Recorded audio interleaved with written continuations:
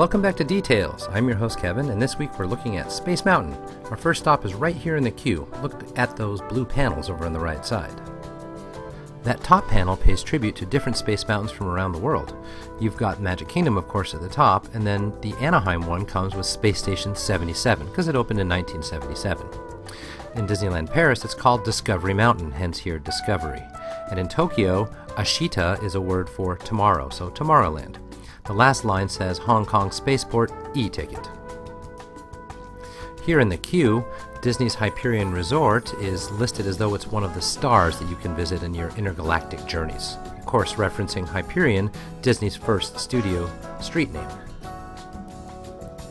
At the end of the ride, look for these luggage tags where you'll see reference to Mesa Verde, which is a show element from Horizons at Epcot, as well as Space Station X1, a sticker that pays tribute to an old attraction at Disneyland in its Tomorrowland.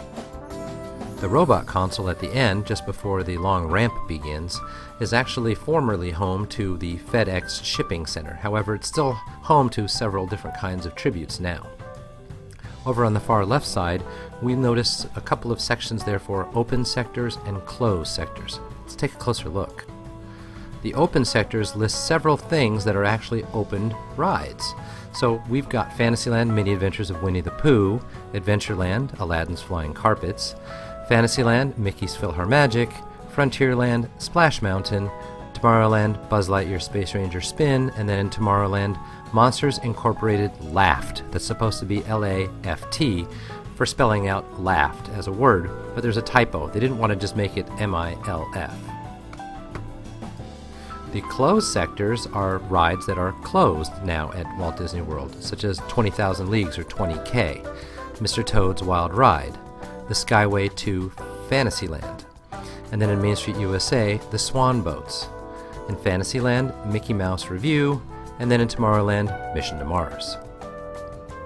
Elsewhere on this panel, let's look up at the middle section up at the top. And when we zoom in, we see here that there are traffic codes, as they are called.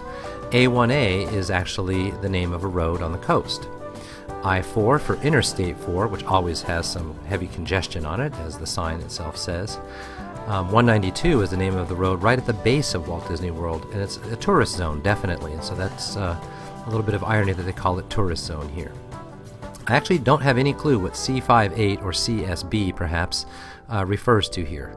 The next one about international and USA, probably, having to do with the visibility being high or low.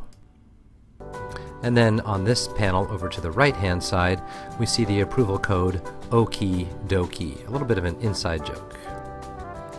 This robotic dog in the exitway is a familiar sight to those who have known the attraction since its beginnings, when it was sponsored by RCA. RCA, of course, had the dog that was the same dog with the same shape and the head cocked to the side, listening to the record player. This is the same animatronic, just now repurposed as an intergalactic robot dog. 20,000 Leagues Under the Sea gets its own little nod here in this same show scene at the end. It's on the Tomorrowland People Mover that you will notice the 75 showing up under the Starport logos. 75 references 1975, when this attraction first opened up. And while we're here in the People Mover, let's have a look at the spaceship directly overhead. This is next to the lift hill when you're about to go up the mountain when you're on the ride itself. Up at the top, we'll notice some letters. It's hard to see when it's normally lit the way it is for show conditions, but you can see here it spells H-N-C-H, short for Hench, or John Hench, the senior Imagineer who's responsible for dreaming up with the idea of Spaceport, as it was then known, turned into Space Mountain. And below that, you'll see SM, or Space Mountain, and then 19 small and 75 big. 1975, that was the year Space Mountain opened. Join us next week for another intensive look around the parks. We'll see you then.